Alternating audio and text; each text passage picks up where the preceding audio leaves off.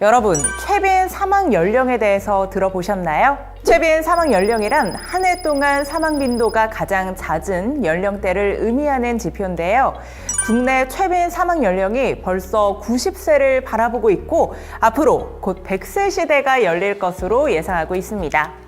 이처럼 수명이 길어질수록 은퇴 후 생활비가 더 많이 필요하게 될 텐데요. 생각보다 긴 우리의 노후 생활, 앞으로 어떻게 준비하면 좋을까요?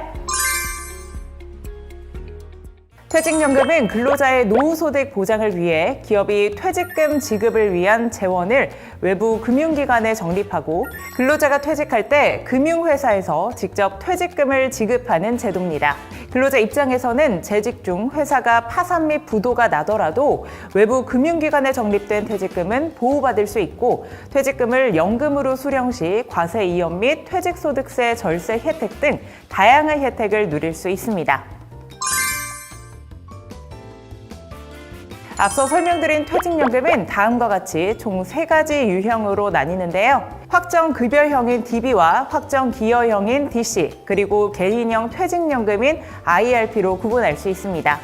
기업이 근로자를 위해 주로 도입한 퇴직연금 제도는 DB형과 DC형으로 현재 재직 중인 회사가 둘 중 하나의 제도만 도입했다면 여러분이 선택할 수는 없지만 2개 제도를 모두 도입한 기업이라면 본인에게 유리한 방식을 선택하실 수 있습니다. 먼저 DB형은 근로자가 퇴직 시 받을 퇴직급여가 근무 기간과 퇴직 직전 3달간의 평균 임금에 의해 사전에 확정된 제도입니다. 기업은 매년 부담금을 금융회사에 사회 적립하여 운용하고 근로자는 운용 수익과 관계없이 미리 정해진 퇴직금을 수령하기에 적립금 운용과 퇴직금은 관련이 없다는 특징을 보입니다.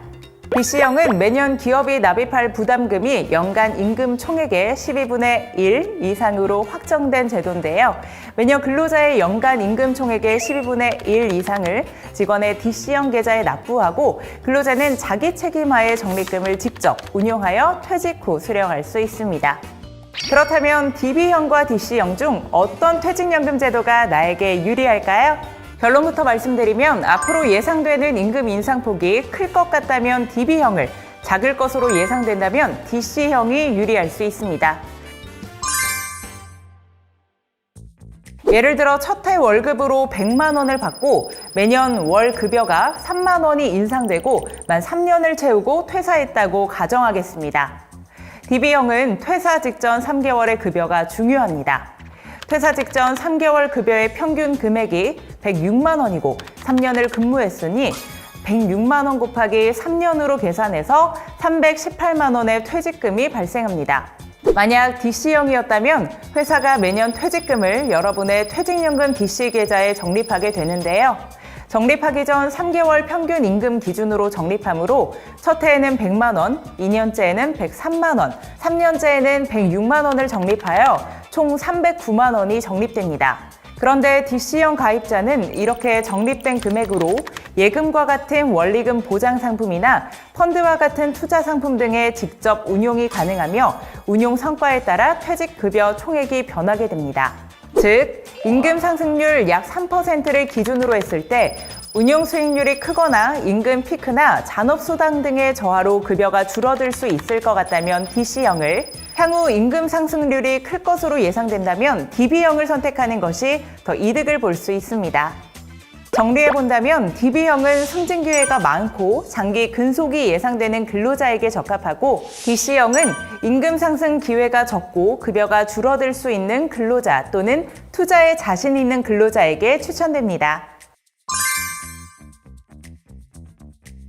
그렇다면 퇴직연금의 수익률을 직접 관리하는 경우 어떻게 해야 할까요?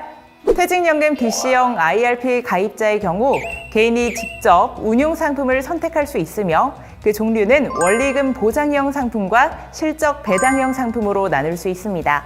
원금과 이자가 보장되는 원리금 보장형 상품의 종류에는 예금자 보호가 되고 만기에 확정된 금리의 이자를 지급받는 시중은행 및 저축은행의 예금, 증권사가 발행하는 파생결합 사채로 가입자에게 약정 수익률을 만기에 지급하는 ELB, 유가증권을 일정 기간이 경과한 후 사전에 정해진 가격으로 다시 매수 또는 매도할 수 있는 RP가 포함됩니다. 마지막으로 보험사 GIC 상품이 있는데요. 보험사에서 제시한 이율로 만기에 원금과 이자를 지급하는 상품입니다.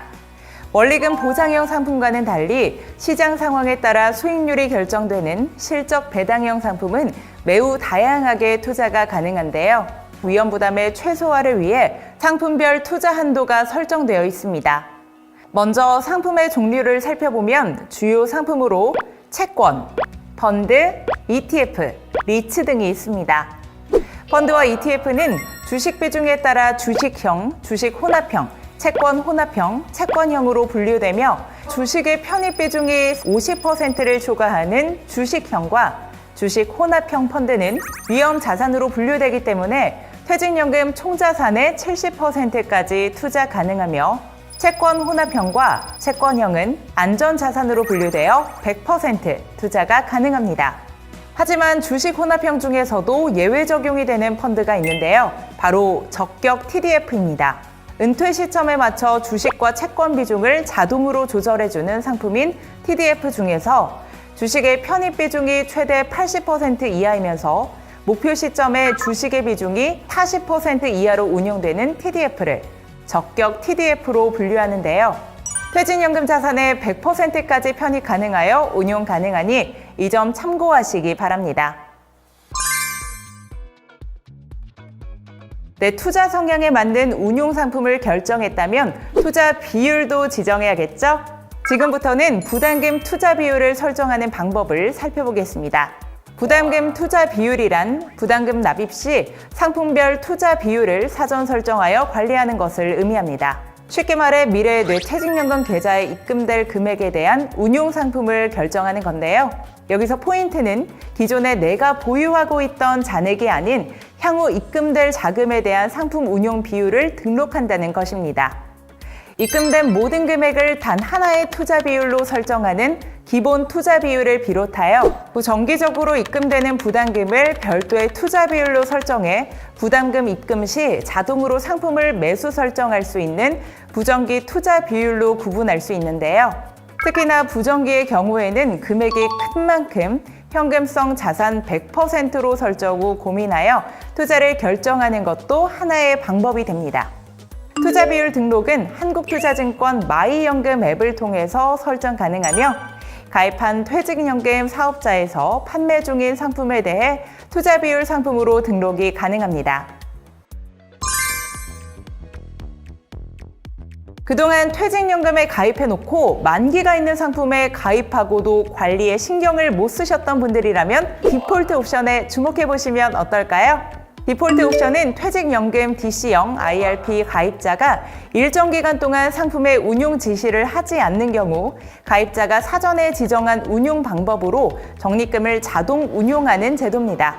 가입자의 퇴직연금 적립금이 방치되는 것을 예방하고 퇴직연금 제도의 운용 성과를 높이고자 도입된 제도인데요. 22년도 12월 2일 이후 신규 가입자는 DC와 IRP 계좌에 최초 부담금이 납입된 시점에 운용 지시를 하지 않은 경우와 23년 7월 12일부터 원리금 보장형 상품의 만기 이후 4주가 경과되도록 운용 지시를 하지 않은 경우가 해당됩니다. 디폴트 옵션 가입 절차를 살펴보면 개인형 IRP 가입자는 퇴직연금 사업자가 고용노동부로부터 승인을 받은 디폴트 옵션 모든 상품 중 지정이 가능한 반면 퇴직연금 DC형의 경우에는 퇴직연금 사업자가 고용노동부로부터 승인받은 디폴트 옵션 중 회사가 근로자 대표의 동의를 받아 퇴직연금 규약에 반영한 상품 중 하나를 선택해야 됩니다. 그럼 디폴트 옵션으로 내 퇴직금이 어떻게 운용되는지 살펴볼까요? 23년도 7월 12일부터는 원리금 보장형 상품 만기 시 만기 재예치가 중단됐습니다. 따라서 기존에 가입하신 원리금 보장형 상품 만기가 도래했을 때 가입자분들께 만기 안내가 통보됩니다. 그 뒤에도 만기 이후 운용 상품을 선택하지 않은 채로 4주가 지나면 자동 매수 예정 안내 통지가 오는데요. 이 통지 이후에도 별도의 운용 지시가 없다면 2주 후에는 사전에 설정한 디폴트 옵션 상품으로 자동 운용됩니다. 또한 22년도 12월 2일 이후 신규 가입자의 경우에는 가입 시 디폴트 옵션을 지정하여 퇴직연금 계좌에 부담금 입금 이후 2주간 운용 지시가 없을 경우 가입 시 디폴트 옵션으로 지정한 상품에 운용됩니다. 만약 대기 시간을 두지 않고 바로 디폴트 옵션 상품으로 운용을 하고 싶다면 디폴트 옵션 옵트인을 활용하면 되는데요. 옵트인은 디폴트 옵션을 직접 매수하는 방식을 뜻합니다. 디폴트 옵션으로 적립금을 운용하고 있지 않은 가입자도 디폴트 옵션 상품 중 가입을 원한다면 원하는 디폴트 옵션 상품에 직접 가입이 가능하며 직접 매수한 경우에는 대기 기간 없이 바로 운용이 가능합니다. 반대로 디폴트 옵션 상품으로 운용 중에 다른 상품으로 변경하고자 하는 경우가 있을 수 있는데요. 이런 경우 옵트아웃을 활용하면 됩니다. 옵트아웃은 디폴트 옵션을 매도하는 방식으로 디폴트 옵션 상품으로 적립금을 운용하고 있는 가입자가 언제든지 디폴트 옵션 상품을 매도하고 다른 금융상품으로 직접 변경할 수 있습니다. 지금까지 퇴직연금의 종류와 함께 운용상품 선택 및 투자 방법 그리고 디폴트 옵션에 대해 알아보았는데요. 다음 시간에는 개인형 퇴직연금 IRP에 대한 자세한 내용과 함께 퇴직금 수령 방법에 대해 알아보도록 하겠습니다. 연금부자 한국투자, 한국투자증권과 함께하세요.